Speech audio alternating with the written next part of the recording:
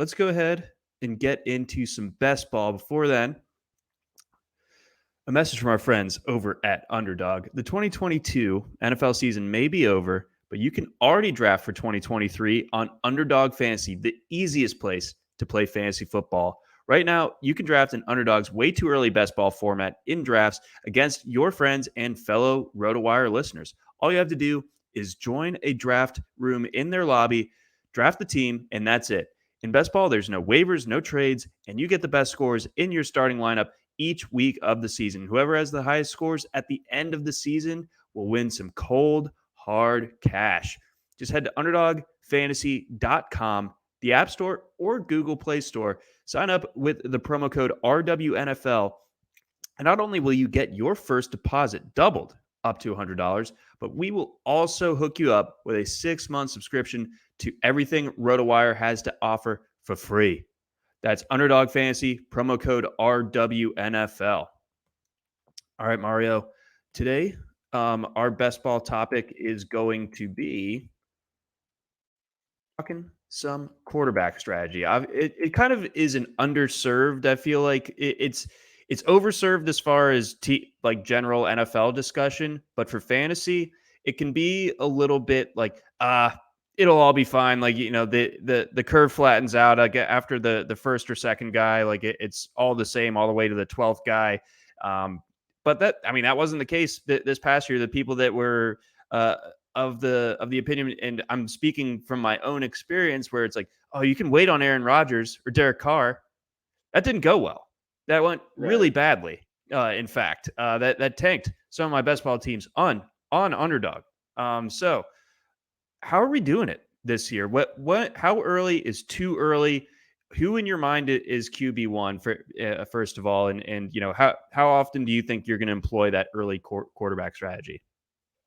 Well, so for Underdog Best Ball, I think it's a little bit different of a case than the rest of fantasy, and there's the case to make that in the rest of fantasy too. There's maybe it's time to reevaluate these quarterbacks and our understanding of how quarterbacks fit into the broader player pool. I'm not as quick to jump on the second one because like while Pat Mahomes, Josh Allen, all the quarterbacks, especially those top ones are going higher than ever. It's also not the case that most years that like Lamar Jackson gets hurt / does as poorly as he did, and that Kyler Murray got hurt and had to deal with the lame duck Cliff Kingsbury regime. Those guys in that range that you talk about usually just do better, even if they're bums. It's like usually Rodgers or whoever gets the points per game that went to Daniel Jones. It's usually in there, and I think it might be a little bit hasty to assume it'll never be there again. Okay. I understand why ADP reacts that way. It's like you can't reach for what you understand to be a hot stove and burn yourself again. But sometimes like it's not a hot stove the second time. Sometimes it's it's just something different. And sometimes like the players who break out change things a lot too. Like before, like Mahomes' rookie year, he was available in like the 10th and 12th rounds of drafts and stuff like that. And so we got to be on the lookout for the new guys. I don't think this rookie class has an obvious case of that, but it's something we got to keep aware of. And I think that the bigger thing with Underdog Best Ball, I don't know if every contest they're going to have is going to be structured this way, but it would make sense if it were. And I like the change a lot. At least in this big board contest, this big best pre-draft best ball tournament that they're doing, it's 20 rounds instead of 18. And they didn't introduce kickers or defenses. So you're just drafting from quarterback, running back, wide receiver, tight end in those extra 2 rounds, which to me opens the floodgates for QB speculation, both because of the trend that you were talking about, John, was like, regardless of the format, Mahomes, Allen, etc., they're going as high as ever, higher than ever. Yep. And the case either way. It's especially the case in this format, and it opens up a similar inflation dynamic for those later round guys, because those 2 extra rounds to me is a green light to take 3 quarterbacks instead of 2. Something people could do. It's a totally legitimate strategy even in the 18 round format, but there's more depth at running back and receiver than there is at quarterback or tight end. So if I'm going 2 quarterbacks in an 18 round format, I am going 3 quarterback in the 20 round format, just because I think I can find running backs and especially receivers in those rounds 20, yeah, 19 and 20. Specifically, like in the last round of the 20th round in drafts, you can find receivers who are going to be playing, 650 snaps minimum. I wish I had like Devin Duvernay. You can get in the last round, and especially after the Monken hire, I love that one. Obviously, he already before Duvernay got hurt last year, he was a good best ball value, even in the Roman offense. So I Mm-hmm. really like him in the 20th. But if you can get guys like Duvernay in the 20th, then guys like even Jared Goff are going to be going higher than you expected, and you gotta more than most years understand that the quarterback you're kind of hoping, assuming makes it to your next pick really might not. And that's it's tough, especially if you're pursuing stacks and pairings. It's tough to you know stare down that risk, and it sucks when you're so close to getting the pairing or the stack and you miss it because you got a little too I won't say greedy, but it's you're gonna have to take like for instance Trevor Lawrence I think was going in the 5th round of the drafts. Justin Fields going in like the late 3rd.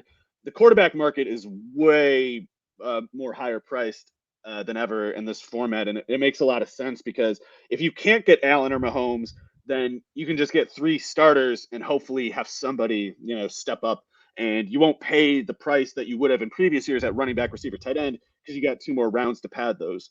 So, my question for you, like going off of this and the idea of structure of roster construction with a 3 quarterback build in these 20 rounders, you're not going to do it, but I will tout this for you because I mean you had this. I didn't hear anyone else coming out with this one last year, and it might be an anomaly of a case, but in the midst of all the Drew Lock hatred going into last year, you're like, well, also he's not going to start. It's going to be Geno Smith, and you were completely right. And he ended up being a massive value. Do you see any sort of similar Geno cases as far as like a speculation? The market thinks it's going to be this guy, but it's actually going to be this guy, and it's actually going to work out.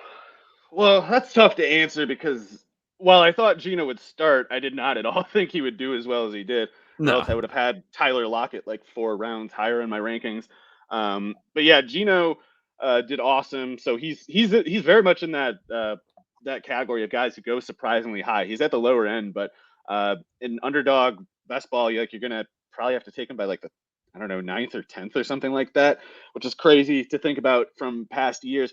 But yeah, like that's I guess that Gino would be there for kind of like the poor, not nearly as profitable analog to like Mahomes in the 12th round, his first starting year or something. And those guys tend to, or Tua before he got hurt, like those guys tend to pop up, but guessing from where is so difficult. And it's just easier said than done. With that, like, I guess Fields was also that guy. If you were able to weather the first 7 or 8 weeks or whatever that was, if you had a Tua Fields combination, that was I guess just right. You get the first Yes. 6 weeks and then the last 9 or whatever.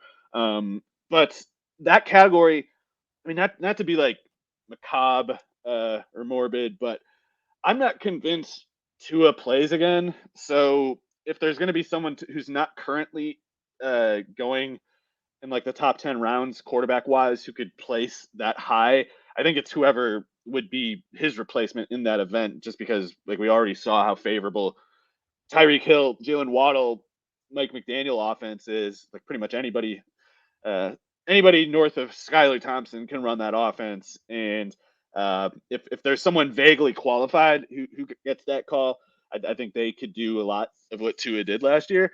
Okay. So, but yeah, I have no idea what's going on there. And we talked a little bit about like the Panthers, Buccaneers. I guess whoever ends up in places like that, like we have to keep a little bit of an eye on, just because. Um, yeah, there's just a lot of unknowns right now. Some things could maybe be more obvious when we know a little bit more about who's playing where. But for now, I think the high upside thing it would have to be in if someone replaces Tua, because I think it's just such a favorable system. Okay. Yeah. No, that absolutely becomes a really, really appealing landing spot. And like you said, even like a kind of replacement level quarterback could probably put up some really nice numbers for you, especially given the acquisition cost, wherever you end up getting them, likely well outside the top 10 rounds, but really good insight there as far as the quarterback market, what to look out for, especially in these 20 rounders, and how to gear up your team, gear up your roster builds, and target some later round skill position guys Be instead picking, of waiting too John. long. Sorry, one definite takeaway that I can say without conditions is pick receiver in the 20th round. You want to be picking your roster such that you're taking your receiver in the 20th because I that's like where it. all the value is there. Love that call. Yeah, take your long shot there in the 20th with a receiver. And again, remember to sign up over at Underdog Fantasy using that promo code RWNFL. Get that deposit match up to $100. Get that 6-month subscription over at RotoWire. Again, that's RWNFL.